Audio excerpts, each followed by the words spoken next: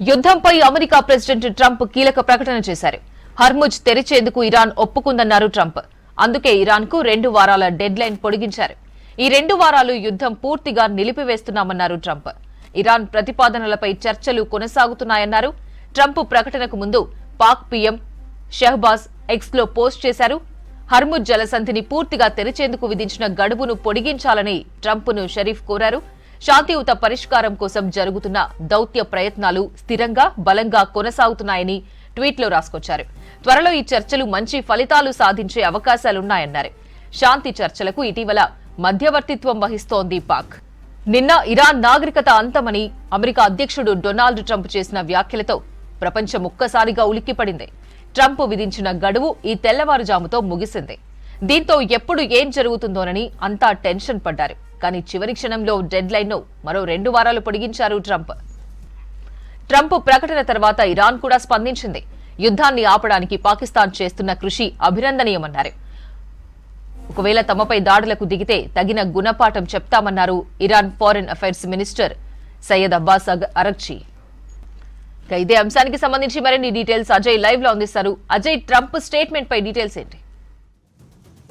Iran Israel మధ్య జరుగుతున్న యుద్ధానికి ఒక తాత్కాలిక బ్రేక్ పడిందని చెప్పాలి. సో దీంతో ప్రపంచ దేశాలు అన్ని కూడా ఊపిరి పీల్చుకుంటున్న సిచ్యువేషన్. ఎందుకంటే ఇప్పటికే అమెరికా అధ్యక్షుడు ట్రంప్ కూడా అఫీషియల్గానే ఒక స్టేట్మెంట్ ఇచ్చాడు. 2 వారాల పాటు గడువు ఇస్తున్నాము, ఈ 2 వారాల పాటు ఎక్కడ కాల్పులు జరపబోము, ఎక్కడ యుద్ధం చేయబోము. మొత్తం కూడా ఇరాన్ సంబంధించి ఆల్రెడీ ఇటు పాకిస్తాన్ ప్రధానితో పాటు ఆర్మీ చీఫ్ మునీర్ కూడా ట్రంప్తో చర్చలు జరిపారు. ఇటు ఇరాన్ అమెరికా సంబంధించి అయితే శాంతి చర్చలు జరుపుకుంటే మంచిదనే ఒక ప్రతిపాదన తీసుకురావడంతో పాటు ఇప్పుడు ఇరాన్ సంబంధించి అంటే ఇప్పటికే ట్రంప్ కొన్ని కీలకమైన వ్యాఖ్యలు చేసిన సిచ్యువేషన్ కూడా మనం చూసాం. సో ట్రంప్ ఇరాన్ సంబంధించి సివిలైజేషన్ పైన కూడా ఎక్కడ ఇరాన్ నాగరికతను మొత్తం కూడా నిర్మూలన చేస్తాను అనే ఒక బిగ్ కామెంట్ చేసిన తర్వాత ప్రపంచ దేశాలు మొత్తం కూడా ఏం జరగబోతుంది అనే ఒక ఉత్కంఠ నెలకొన్న సిచ్యువేషన్ మనం చూసాం. అయితే తాత్కాలికంగా మాత్రం యుద్ధానికి విరామం ఇస్తున్నాము అనే ప్రకటనతో కొంతమేరకు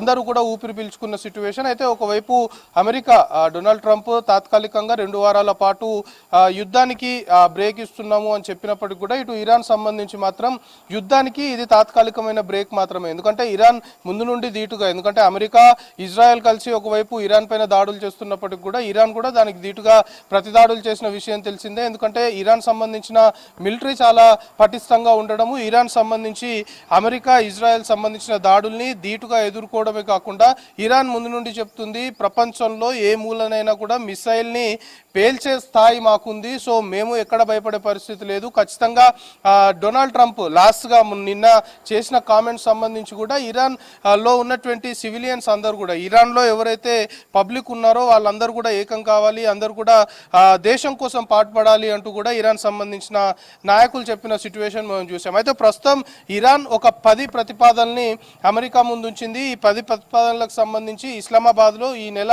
10వ తేదీ శాంతి చర్చలు జరగనున్నాయి. ఇరాన్ సంబంధించి అమెరికాకు సంబంధించిన ప్రతినిధులు ఈ శాంతి చర్చల్లో పాల్గొనున్నారు. సో ఈ 10 ప్రతిపాదనలకు సంబంధించి ఇరాన్ ముఖ్యంగా ఇటు ఇరాన్పై దాడులు చేయడం నిలిపివేయాలి అనేది మెయిన్గా ప్రతిపాదిస్తుంది. దాంతోపాటు హార్మోజ్ జలసంధి పైన ఇరాన్ నియంత్రణ కొనసాగాలి. ఎందుకంటే హార్మోజ్ జలసంధిని కూడా ఇప్పటికే ఓపెన్ చేస్తున్నాము 2 వారాల పాటు. హార్మోజ్ జలసంధి అటు అవతల ఉన్నటువంటి నౌకలన్నింటినీ కూడా ఇరాన్ సెక్యూరిటీ తోటే తీసుకొస్తాము అని కూడా ఇప్పుడు ప్రస్తుతం ఒప్పందం కుదుర్చుకున్నారు. కాబట్టి ఇటు హార్మోజ్ జలసంధి నియంత్రణ మొత్తం కూడా ఇరాన్ ఏ విధంగా అయితే కొనసాగుతుందో అదే విధంగా కొనసాగించాలి అనేది ప్రతిపాదన తీసుకొచ్చారు. యురేనియం ఎన్రిచ్మెంట్ కు అంగీకరించాలి అని చెప్పడంతో పాటు అన్ని ప్రాథమిక ఆంక్షల్ని ఎత్తివేయాలి, అట్ ది సేమ్ టైం ద్వితీయ ఆంక్షల్ని కూడా ఎత్తివేయాలి అనేది ఇరాన్ ప్రతిపాదనలో 5 ప్రతిపాదనలుగా చెప్పుకోవాలి. ఇక ఐక్యరాజ్య సమితి భద్రతా మండలి తీర్మానాన్ని రద్దు చేయాలి అంటూ కూడా ఇరాన్ ప్రతిపాదించిన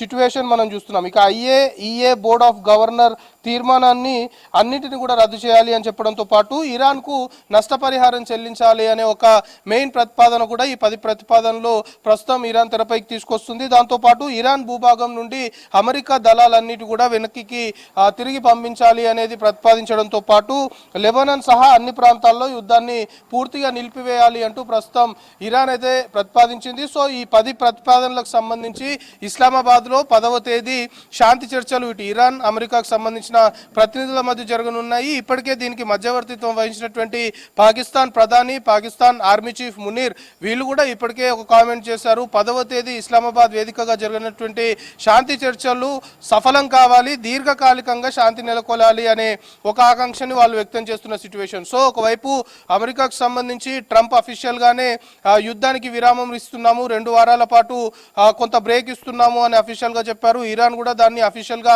ధృవీకరించిన సిచ్యువేషన్. సో ఇక 10వ తేదీ ఇస్లామాబాద్ లో శాంతి చర్చలు ముగిసిన తర్వాత రిజల్ట్ ఏ విధంగా ఉండబోతుందో, దాని తర్వాత పరిణామాలు ఆ విధంగా ఉండబోతున్నాయనే చెప్పుకోవాలి. సో ఇరాన్ మాత్రం ఖచ్చితంగా ఇది తాత్కాలికమైన బ్రేకే, దౌత్యపరమైన వాటిని దృష్టిలో పెట్టుకునే ఈ బ్రేక్ ఇచ్చాము, కానీ ఎక్కడ అమెరికాకి భయపడి మేము ఈ విరామం తీసుకోలేదు అని చాలా క్లియర్ గా చెప్తున్నారు. అయితే శాంతి చర్చలు జరిపిన తర్వాత చర్చల్లో ఒకవేళ సఫలమైతే మాత్రము కొంతమేరకు దీర్ఘకాలిక శాంతి నెలకొనే అవకాశం ఉంటుంది. ఒకవేళ చర్చలు విఫలమైతే మాత్రం మళ్ళీ యథాతథ పరిస్థితులు కొనసాగే అవకాశాలు ఉన్నాయనేది కూడా విశ్లేషకులు చెప్తున్నారు. సో మొత్తం ఇరాన్, అమెరికా, ఇజ్రాయెల్ ఈ యుద్ధానికి సంబంధించి తాత్కాలిక బ్రేక్ పడడము, దాంతోపాటు 10వ తేదీ శాంతి చర్చలు ఏదైతే జరగనున్నాయో ఈ ఎంటైర్ ఎపిసోడ్కి అవి కీలకంగా మారాయని చెప్పాలి. అపర్ణ.